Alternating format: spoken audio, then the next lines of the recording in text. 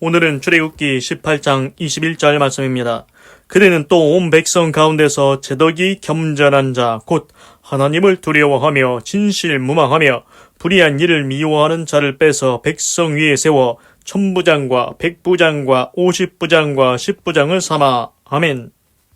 그래서 이제 출애굽기 18장은 모세의 장인 이드로가 방문을 했습니다. 그래서 이제 모세는 이드로 장인한테 하나님께서 행하신 일을 다 얘기하고, 그 다음날에 이제 모세가 혼자 판결하는 것을 이드로 장인이 보고서는 이제 조언을 해줍니다. 21절. 그대는 또 온 백성 가운데서 제덕이 겸전한 자 곧 하나님을 두려워하며 진실무망하며 불의한 일을 미워하는 자를 빼서 백성 위에 세워 천부장과 백부장과 50부장과 10부장을 삼아. 그렇습니다. 이제 모세의 장인 이드로가 모세한테 조언을 해줍니다. 이렇게 얘기합니다. 그래, 너 혼자는 안 되지. 그러면은 사람을 세워야 되는데 누구를 세우냐? 유능한 사람을 택해라. 이스라엘 지금 백성들 중에서 유능한 사람을 선택해야 된다. 그렇습니다. 일단은 뭐가 있어야 됩니까? 재판을 해야 되는데 능력이 있는 사람, 유능한 사람을 택해야지. 아무것도 모르는 사람 가져다 세우면은 판사 역할을, 재판관 역할을 잘 하겠습니까? 그래서 유능한 사람을 일단은 선택하라는 겁니다. 그런데 또 조건이 있습니다. 어떤 사람입니까?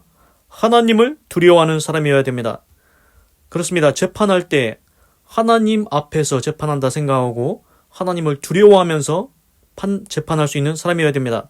그렇습니다. 자기가 이거 재판 잘못해서 이제 잘못을 자기 마음대로 이제 판결해서 이 사람한테 안 좋게 판결했다, 뭐 편파적으로 했다, 뭐 이러면은 이거 안 되지 않습니까? 그거를 잘못 판결할 거를 하나님 앞에 두려워해야 된다는 겁니다. 그래서 하나님을 두려워하는 자는 내가 최대한 공정하게 판결을 해야 되겠구나, 그렇게 해서 이제 판결한다는 겁니다. 그래서 두 번째 조건 뭡니까? 하나님을 두려워하는 사람이어야 된다는 겁니다. 그 다음에 세 번째 조건입니다. 믿을 만한 사람입니다. 믿을 만한 사람. 어떤 믿을 만한 사람이냐? 정직하지 않은 이득, 불의한 돈을 미워하는 믿을 만한 사람. 그러니까 재판관한테 나 이거 재판하는데 나 좀 잘 좀 봐주세요 하고 돈 갖다 주지 않습니까? 그러한 불의한 이득, 뇌물이지 않습니까? 뇌물.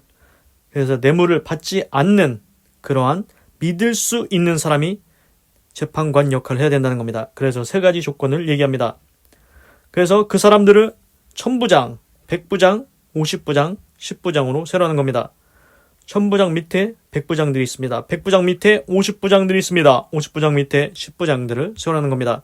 이게 이제 그 체계적으로 이제 이렇게 세우는 거겠죠. 뭐 기업도 보면은 과장, 대리, 사원 뭐 이렇게 있지 않습니까? 뭐 그것처럼 이렇게 세우는 겁니다. 그래서 일 처리가 잘 되게 하라는 겁니다. 그래서 오늘 중요한 건 무엇입니까? 모세 너 혼자 재판 그거 못한다. 그래서 사람을 세워야 되는데 이게 면접을 볼 때 어떤 걸 봐야 되는지 여기서 알려주고 있습니다. 재판관을 세울 때 세 가지를 얘기하고 있습니다. 첫 번째는 재능이 있어야 된다. 능력이 있어야 된다. 재판하려면 뭘 알아야지. 아무것도 모르는 사람 안 된다. 첫 번째 조건입니다. 능력이 있어야 된다는 겁니다. 두 번째 조건 무엇입니까? 하나님을 경외해야 되는, 두려워하는 사람이어야 된다는 것입니다. 내가 이거 재판 잘못했다가는 하나님 앞에 혼난다. 이거를 알고 있어야 된다는 겁니다. 그래서 두려운 마음으로 가능한 최대한 공정하게 재판할 수 있는 사람, 하나님을 두려워하는 사람이 두 번째 조건입니다. 세 번째 조건은 뇌물을 가져와서 이거 재판 좀 잘 봐달라고 이러한 불의한 이득을 취하지 않는 믿을 수 있는 사람, 뇌물을 받지 않는 믿을 수 있는 사람을 재판관으로 세워야 된다는 것입니다. 만약에 그 불의한 이득, 뇌물을 받고 재판을 굳게 한다. 그럼 이거 어떻게 되겠습니까? 괜히 저기 한 사람은 피해보지 않습니까? 내가 이렇게 한 것도 아닌데 왜 나한테 이렇게 재판을 판결을 이렇게 해주냐고. 이게 다른 사람만 피해를 봅니다. 그래서 이제 이렇게 되면은 이제 이 체계가 아예 엉망이 되는 겁니다. 나라가 이제 깨끗하지 못하고 정직하지 못하고 이게 나라가 점점점 무너지는 길로 가는 것입니다. 그래서 이제 재밌는 것을 말씀드리겠는데, 제가 어제도 이제 역대하 19장에서 이제 여호사밧 왕이 돌아왔을 때 선지자가 얘기했다고 말했지 않습니까? 여기서 신기하게 오늘 말씀드린 것과 비슷한 내용이 나옵니다. 여호사밧 왕이 이제 예루살렘에 다시 왔지 않습니까? 와가지고 하는 일이 있습니다. 어떻게 합니까? 이제 나라를 다니면서 그 열조의 하나님 여호와께 돌아오게 하고, 그러니까 나라를 다니면서 너희들 하나님 믿어야 된다, 이거를 하고 다니는 겁니다. 그리고 또 신기한 일을 합니다. 유다 온 나라 견고한 성에 재판관을 세우되, 그러니까 나라에 재판관을 세웁니다. 그러면서 그 재판관들 세운 다음에 뭐라고 합니까? 이렇게 얘기합니다. 너희는 행하는 바를 삼가하라. 너희들 재판할 때 너희들 행동하는 거 조심해야 된다. 너희의 재판하는 것이 사람을 위함이 아니다. 너희들 사람을 위해 재판하는 게 아니고 여호와를 위함이다. 하나님 앞에서 재판하는 거다. 그래서 너희가 재판할 때 여호와께서 너희와 함께 하실 것이다. 그래서 하나님께서 말씀하셨지 않습니까? 하나님이 모세가 백성을 대신해서 그 문제를 가져가면 하나님께서 답을 주시고 하나님께서 판결하신다는 겁니다. 그래서 재판은 하나님이 함께 하신다는 겁니다. 그리고 또 얘기합니다. 그런즉 너희는 여호와를 두려워하는 마음으로 삼가 행하라. 여기도 나오지 않습니까? 하나님을 두려워하는 마음으로 재판을 해야 된다는 겁니다. 그리고 우리의 하나님 여호와께서는 불의함이 없으시다. 불의함이 없답니다. 그러니까 공과 옳음과 그릇됨, 거기를 분명하게 불의함이 없이 정직하게 판단하신다는 겁니다. 옳음이 옳다, 그러면 그러다, 그렇게 판단하신다는 겁니다. 의롭게 판단하신다는 겁니다. 하나님은 불의함이 없으시다. 그리고 편벽됨도 없으시고, 편벽됨이 무엇입니까? 편파적으로 편애하고 이런 거 없다는 겁니다. 공정하게 판결을 해주신다는 겁니다. 그리고 뇌물을 받으심도 없으시니라. 하나님은 뇌물을 받지 않는다는 것입니다. 하나님, 제가 돈 드릴 테니까 나한테 판결 좀 좋게 좀 해주세요. 이거 안 하신다는 겁니다. 그래서 하나님이 재판하실 때, 하나님이 판결하실 때 어떻게 하십니까? 하나님은 불의함이 없습니다. 의롭게 판단하십니다. 편파적으로 편벽됨 없습니다. 누구 봐주고 이런 거 없습니다. 그리고 뇌물을 받으심 없습니다. 그렇습니다. 이것과 똑같이 하나님처럼 우리가 재판관을 세울 때 그러한 사람을 세워서 하나님이 원하시는 판결을 해야 된다는 겁니다. 그래서 이제 신기한 게 뭐냐면은 지금 모세한테 이드로 장인이 그걸 얘기해주고 있지 않습니까? 아직 지금 광야에 있는 때입니다. 이집트 탈출해가지고 광야 그 사막에서 그러고 있을 때 모세의 장인 이드로가 얘기를 했는데, 이제 나중에 그 광야를 지나서 이제 가나안 땅에 들어가서 정복 전쟁을 해서 국가를 세우고, 처음에 왕이 없다가 나중에 이제 왕을 세우고, 그렇게 해가지고 지금 역대하는 어디냐면은 북이스라엘과 남유다로 이스라엘이 갈라진 다음에 남유다에 그 여러 왕이 내려와서 이제는 여호사밧 왕 때, 여호사밧 왕이 그걸 어떻게 알고서는 모세 때 장인 이드로가 얘기한 것처럼 정말로 그렇게 얘기합니다. 너희 재판관들 이렇게 해야 된다. 지금 모세의 장인 이드로가 얘기한 것처럼 똑같이 하고 있지 않습니까? 하나님 앞에서 삼가해서 판단을 해야 된다. 불의함이 없다. 편벽됨이 없다. 뇌물을 안 받는다. 똑같이 얘기하고 있습니다. 그렇습니다. 재판관은 누가 해야 됩니까? 하나님을 두려워하는 사람이 해야 됩니다. 내가 이거 재판 잘못하면은 하나님한테 혼난다. 큰일 난다. 그렇습니다. 하나님은 의로우신 분입니다. 옳으면 옳다. 그러면 그르다. 분명하게 판결을 해주십니다. 우리도 그렇게 판결을 해야 됩니다. 그렇게 해야 나라에 이게 올바르게 서 나갑니다. 만약에 이거를 재판을 하나님을 두려워하지 않고 그냥 자기 마음대로 판결을 했다. 그리고 또 뇌물을 받고, 네가 나 돈 줬으니까 내가 너 판결 좋게 해줄게. 너 그냥 무죄로 이렇게 해줄 테니까 돈만 좀 더 줘. 그렇게 해가지고 그렇게 했다. 그럼 어떻게 됩니까? 피해자는 그거 회복이 안 됩니다. 그리고 이제 가해자는 그냥 풀려납니다. 그러면은 국민들이 어떻게 생각하겠습니까? 재판에 대한 불신이 생기겠죠? 그래서 이제 옛날에 이제 그 보통 나라들 보면은 이제 교통 그것도 보면은 교통도 뭐 이렇게 뭘 안 했다, 뭘 신호를 안 지켰다 그러면은 그냥 뭐 뒷돈을 이렇게 또 주고서는 이렇게 그냥 했지 않습니까? 그러면 그게 문제가 뭡니까? 그렇게 하다 보면은 나라가 거짓말 위에 세워진다는 겁니다. 그러면 그 나라가 제대로 서겠습니까? 결국에는 거짓말 위에 세워진 것은 기업이든지 나라든지 개인이든지 누구든지 거짓말 위에 서면 반드시 무너지게 되어 있습니다. 그래서 신약 성경에서는 모래 위에 집을 세우면은 아무리 높이 쌓아도 바람이 불면은 다 무너진다고 했습니다. 그래서 인생을 반석 위에 세우라고 했는데 그 반석이 하나님의 말씀, 진리 가운데 집을 세워야 된다고 했습니다. 그렇습니다. 재판도 공정하게 해야 됩니다. 의롭게 해야 됩니다. 뇌물을 받지 않고 해야 됩니다. 그래야 사람들도 아, 진짜 이 재판은 옳다. 아, 진짜 재판을 옳게 하는구나. 백성도 신뢰를 갖게 됩니다. 그러면은 나라에서 범죄율이 줄어들고 나쁜 일을 하려고 안 할 거라는 겁니다. 그래서 나라가 온전히 견고한 반석 위에 서서 더 발전하는 나라가 될 거라는 겁니다. 올바른 재판관 한 명 세우는 것도 이 나라에 견고하게 하느냐, 이 나라를 망하게 하느냐가 달려 있습니다. 그만큼 재판관 한 명을 누구를 선택하느냐, 그게 중요하다는 것입니다. 아무나 세우면 안 됩니다. 아, 내 고향 사람이니까 저 사람 해도 돼.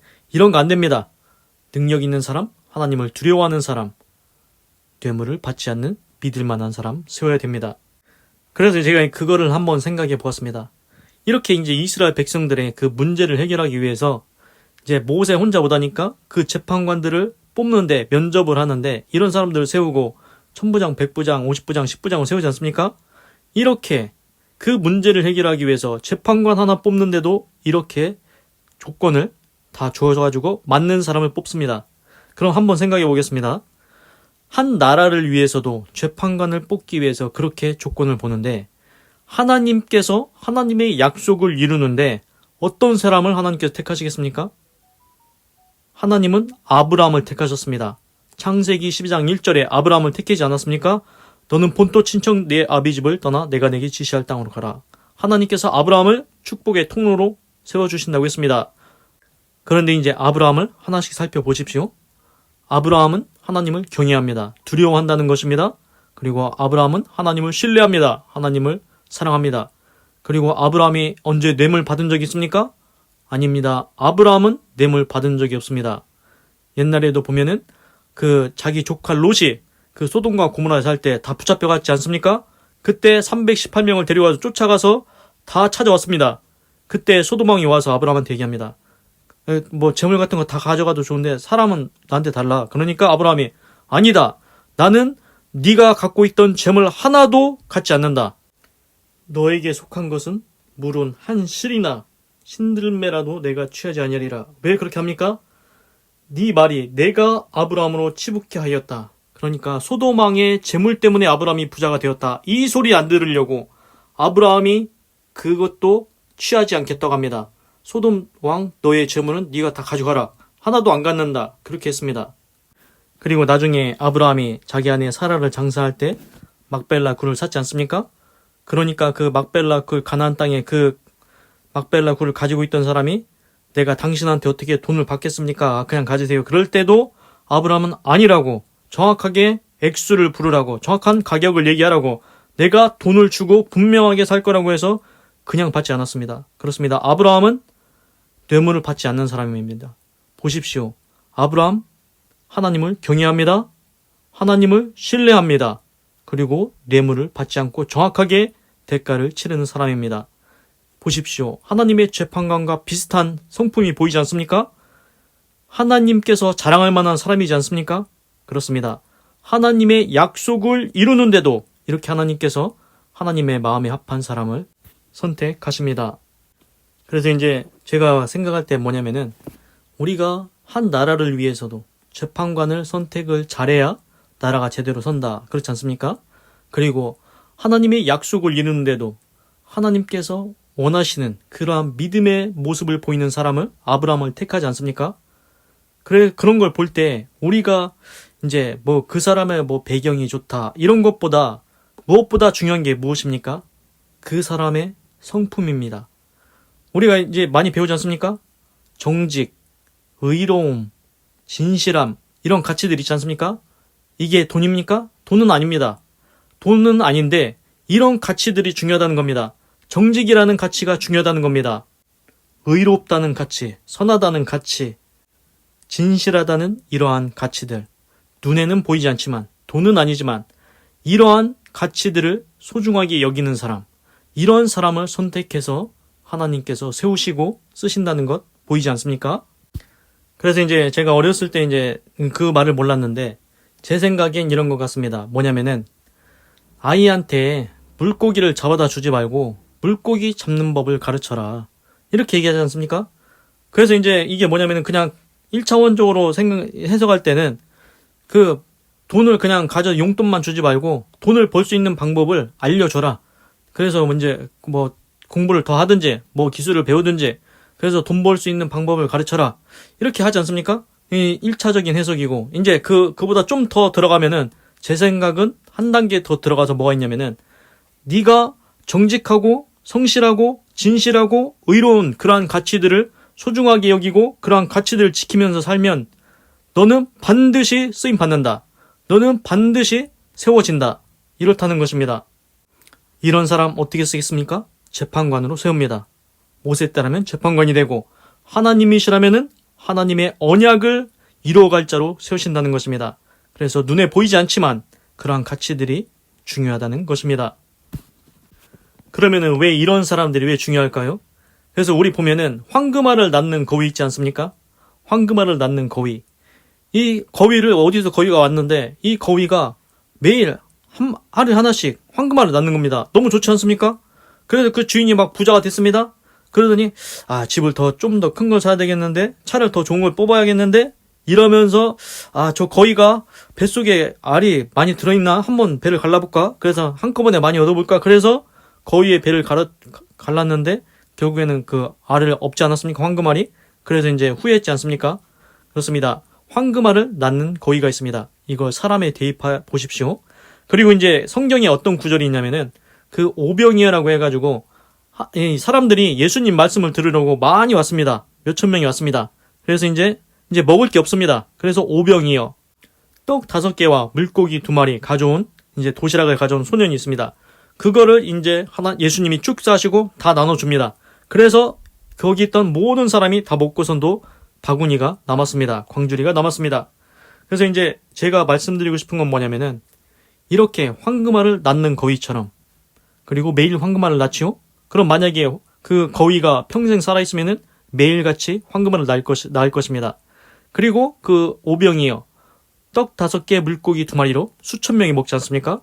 그것처럼 이걸 사람에 적용해보면 이렇습니다.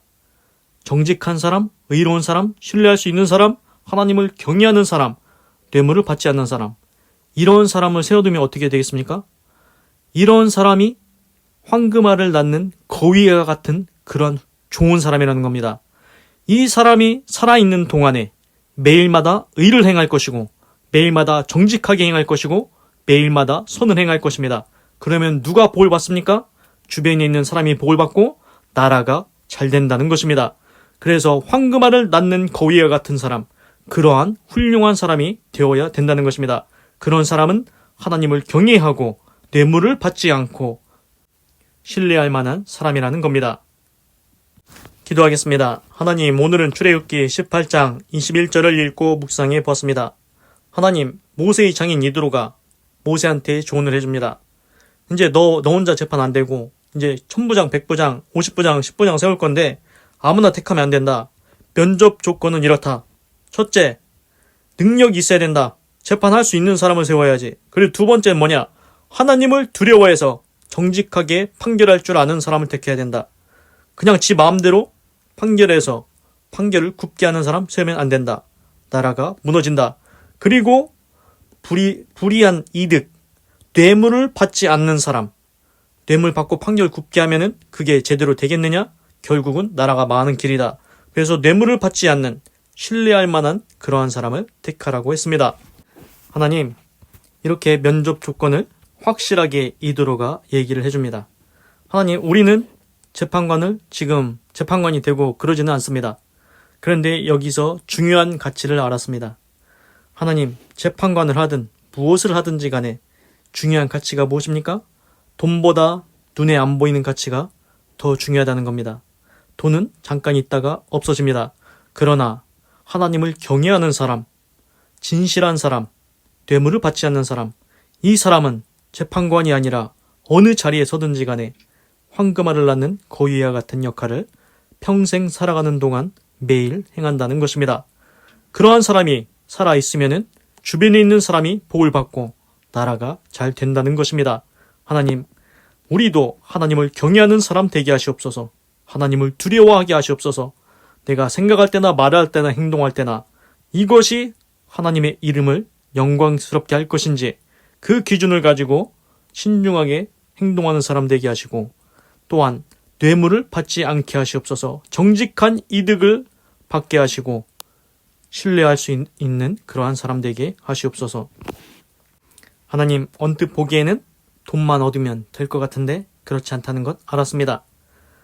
무형의 가치, 진실함, 정직, 의로움, 선함, 이런 모든 눈에 보이지 않는 가치들도 훨씬 중요하다는 거 알았습니다. 하나님께서 원하시는 정직하고 의롭고 선한 삶을 살 수 있도록 인도하여 주시옵소서. 그리고 하나님께서는 그러한 사람을 그냥 두지 않습니다.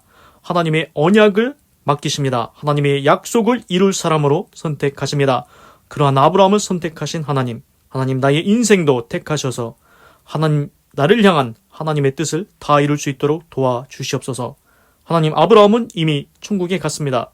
이제는 제가 여기 있으니 하나님께서 원하시는 기뻐하시는 믿음의 사람이 되게 하셔서 하나님의 약속을 이루어가는 축복의 통로가 되게 하시옵소서. 감사합니다. 사랑합니다. 찬양합니다. 주님 홀로 영광 받으소서. 사랑이 많으신 예수님의 이름으로 기도드립니다. 아멘. 건강하시고 예수님 믿고 구원받으시고 예수 내 구주 하나님의 축복이 임할지어다. 아멘.